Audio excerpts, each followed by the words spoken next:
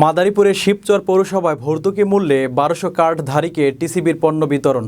ভর্তুকি মূল্যে ফ্যামিলি কার্ডের মাধ্যমে সাশ্রয়ী মূল্যে একসঙ্গে ৩টি পণ্য পাচ্ছেন পৌরসভার ১,১৭৯ জন কার্ডধারী।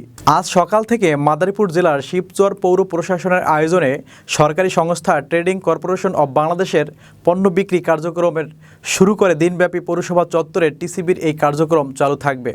প্রতি উপকারভোগী একটি কার্ডের ৫ কেজি চাল, ২ লিটার সয়াবিন তেল, ২ কেজি মসুর ডাল টিসিবির পণ্য বিক্রি করা হচ্ছে।